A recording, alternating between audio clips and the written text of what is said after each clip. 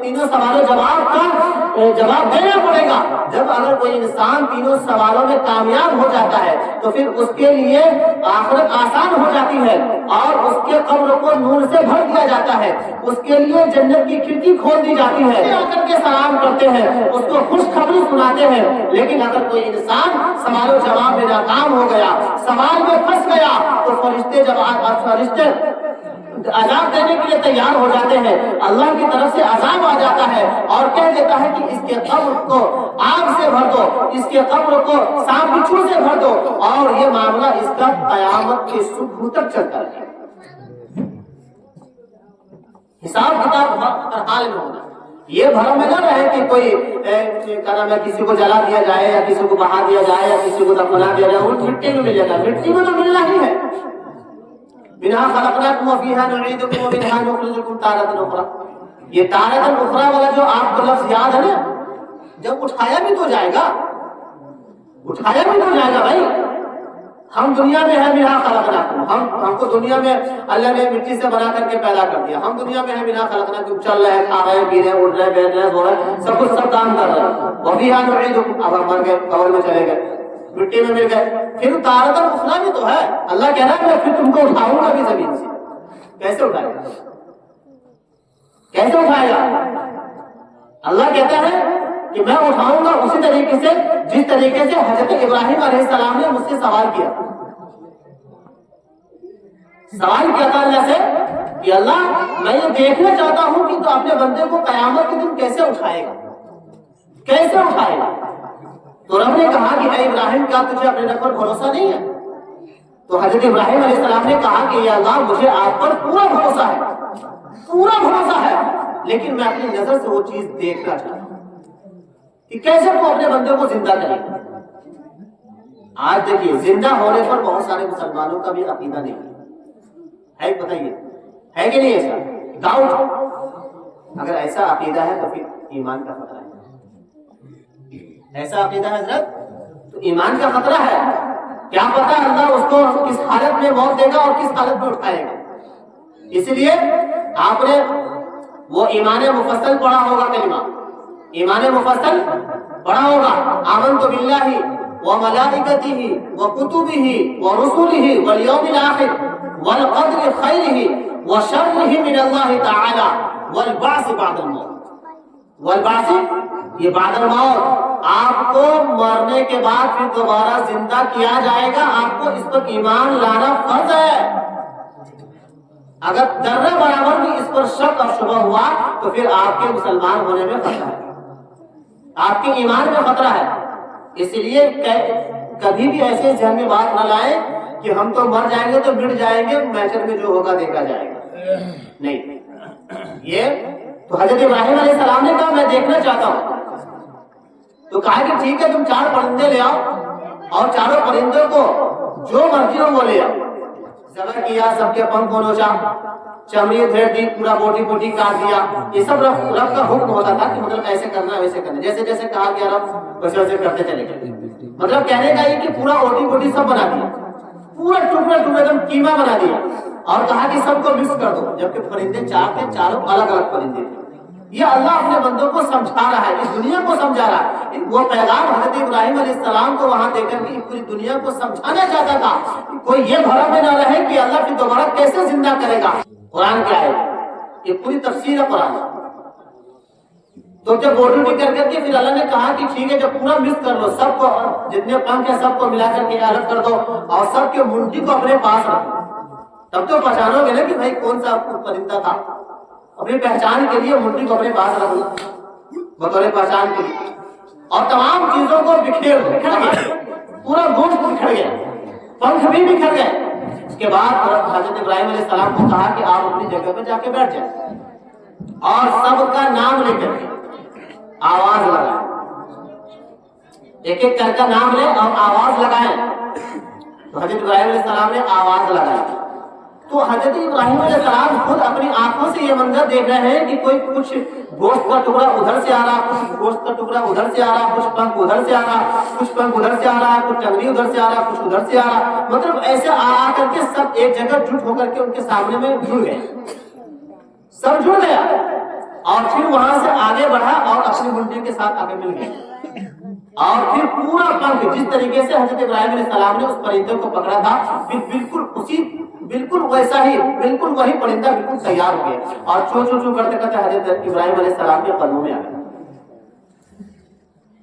ایک پرندہ۔ اس طریقے سے چاروں پرندوں کو بلایا، اور چاروں پرندے اس طریقے سے آپس میں جڑتے چلے گئے۔ یہ قرآن پورا بیان کر رہا، یہ قرآن میں ساری باتیں ہیں، پورا جڑ گیا، اور حضرت ابراہیم علیہ السلام کے سامنے چاروں پرندے چہچہانے لگے۔ تو حضرت ابراہیم علیہ السلام نے کہا کہ اے رب، میں تو مانتا پہلے ہی سے تھا، لیکن آج میں اپنی آنکھوں سے بھی دیکھ لیا کہ تو اپنے بندوں کو کل قیامت کے دن کیسے زندہ کرے گا، ایسے ہی زندہ کرے گا۔ ان کے جسم میں ایک ریڑھ کی ہڈی میں ایک ہڈی ہے، چھوٹی سی، ایک چھوٹی سی ہڈی ہے، وہ بیج کا کام کرتا ہے۔ بیج، آپ بیج کو کہیں بھی زمین میں لگا دیں گے نا، وہیں سے ہو جاتا ہے پودا۔ کہیں پہ پوری دنیا کی زمین میں کہیں پر بھی آپ بیج، کوئی بھی بیج لے جائیں اور لگا دیں، تھوڑا پانی اس پہ ڈالنا، وہ بھی جائے گا۔ گیہوں کا ہم کیا کرتے ہیں، پورا کھیت میں چھیڑ دیتے ہیں مرضی کے مطابق، جس دانا کو جدھر مرضی ادھر چھیڑ دیتے ہیں، ہو جاتا ہے کہ نہیں؟ آخر وہ دانے سے وہ پودا کون نکالتا ہے بھائی؟ کس کے اندر اتنی طاقت ہے دنیا میں کہ جو کسی بیج سے کوئی پودا نکال دے؟ تو جو لوگ راتوں دن، آج سے نہیں، جب سے قیامت، جب سے دنیا بنی تب سے لے کر کے یہ کام کرتا رہا ہے، نہ جانے کتنے لوگ دنیا میں پیدا ہو چکے، کتنے لوگ مٹ گئے، کتنے لوگ روزانہ قبر کھا رہی ہے، کیسے دنیا کے اندر پھر آ رہے ہیں لوگ، مر رہے ہیں، پیدا ہو رہے ہیں، کچھ ہو رہے ہیں، کچھ سب کیسے ہو رہا ہے؟ آخر ان تمام کا خالق و مالک ہوگا ہے کوئی، جن کا نام رب ہے، جن کا نام اللہ ہے۔ یہ رب بہت طاقتور ہے، بہت طاقتور ہے۔ قرآن میں اللہ نے اس کو ذکر فرمایا، ان اللہ علی کل شیء قدیر، بہت طاقتور ہے، ہر چیز پر قادر ہے، ہر چیز پر۔ آپ دیکھتے ہیں سورج، صبح میں سورج کے بارے میں آپ نے پڑھا ہوگا کتابوں، جو بچے پڑھتے ہیں اسکول میں، کتنا بڑا سورج ہے، کچھ چھوٹا پیالہ جیسا لگتا ہے دیکھنے میں، پلیٹ کے جیسا، بہت بڑا سورج ہے، کوئی چھوٹا موٹا نہیں ہے۔ اتنا بڑا سورج کو روزانہ صبح پورب سے نکالنا، پچھم میں ڈبونا، پھر رات میں کب ادھر چلا جاتا ہے پتہ ہی نہیں چلتا، کیسے گھوم جاتا ہے، کدھر گھومتا ہے ہم دیکھتے ہیں، پھر صبح میں صبح میں ادھر سے نکلتا ہے، پوری دنیا کو روشن کرتا ہے کہ نہیں کرتا؟ یہ صبح سے شام، شام کو صبح میں بدل دینا، صبح شام کو صبح میں، صبح کو شام میں بدل دینا، یہ سب کون کر رہا ہے؟ آخر ہے نہیں اس کا کوئی مالک؟ بغیر ڈرائیور کا گاڑی چلتی ہے کیا؟ چل سکتی ہے؟ بغیر ڈرائیور کا گاڑی چل سکتی ہے؟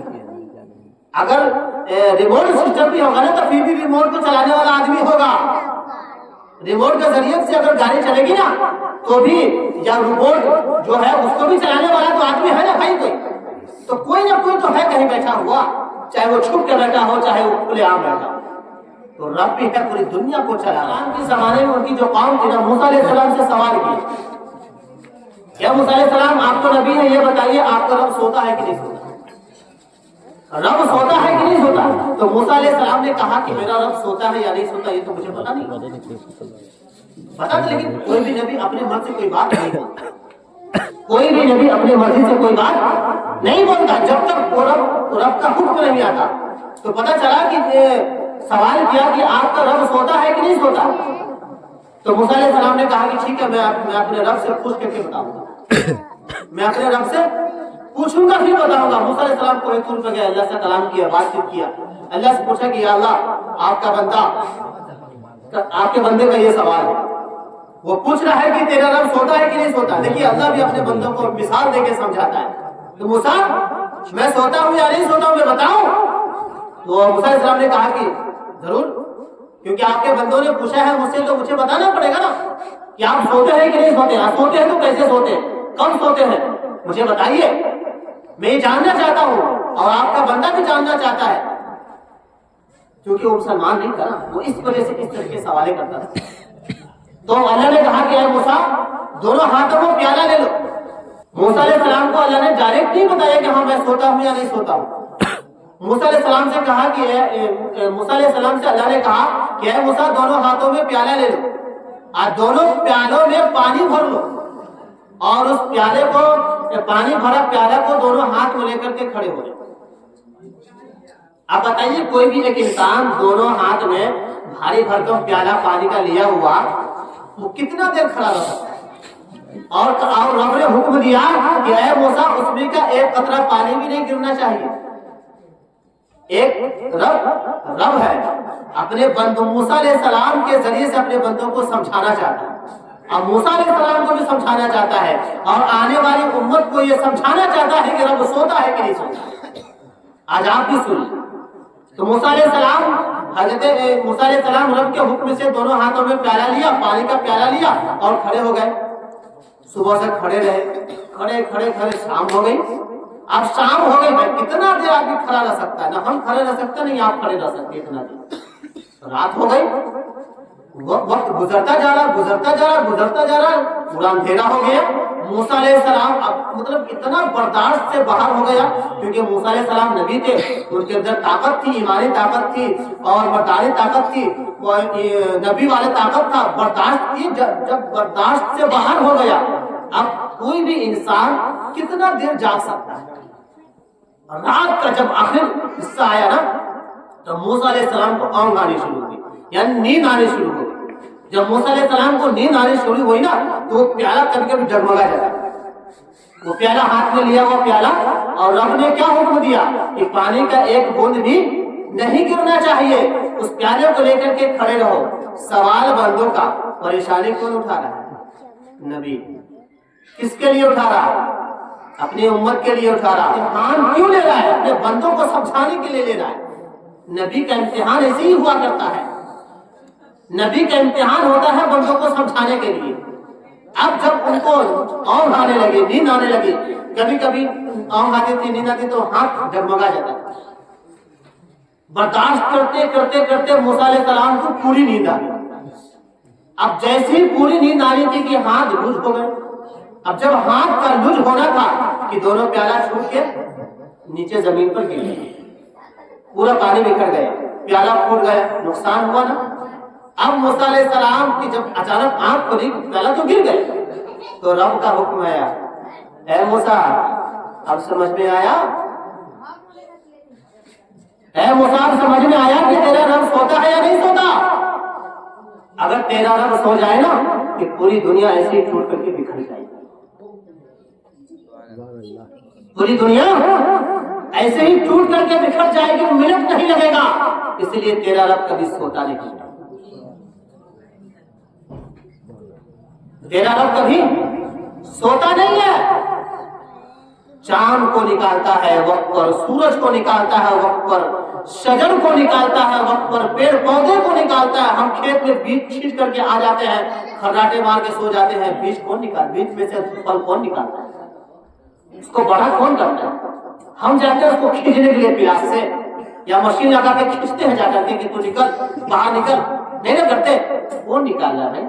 ہم تو گئے شام میں بیج کو چھینٹ دیا اور آ کر کے گھر پہ سو گئے, اپنے کام میں لگ گئے. وہ کام کون کر رہا ہے؟ میرا رب کر رہا ہے نا. رب اگر سو جائے تو وہ نکلے گا. رب اگر سو جائے تو یہ رات اور صبح ہوگی نہیں ہو سکتی. رب اگر سو جائے تو کوئی بھی انسان جو مر گیا ہے اس کا حساب کتاب کیسے ہوگا؟ جس کا وقت لکھا ہوا ہے, جس وقت اس کی موت کب آئے تو کیسے ہوگی؟ پوری جب سے رب آج سے نہیں ہے, کچھ بھی نہیں تھا.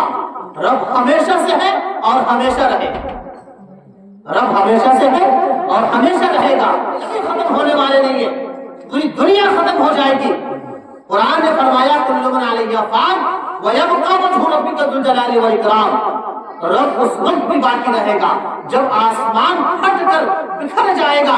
رب اس وقت بھی باقی رہے گا جب زمین کو پورا پھاڑ دیا جائے گا, ختم کر دیا جائے گا, پوری دنیا کو نیست و نابود کر دیا جائے گا, مٹی میں ملا دیا جائے گا, سب کچھ پہاڑ کو روئی کی طرح اڑا دیا جائے گا اور ذرہ ذرہ کو بکھرا دیا جائے گا. رب اس وقت بھی ہوگا. کل من علیہا فان ویبقی وجہ ربک ذو الجلال والاکرام. پوری دنیا کے 18,000 کم و بیش مخلوق ہے ان کو بھی, اور پوری دنیا کو فرشتوں کو بھی موت آ جائے گی. یہ موت جو ہے اس کو بھی موت آ جائے گی. باقی رہنے والی ذات صرف رہے گی تو وہ ذو الجلال ہے.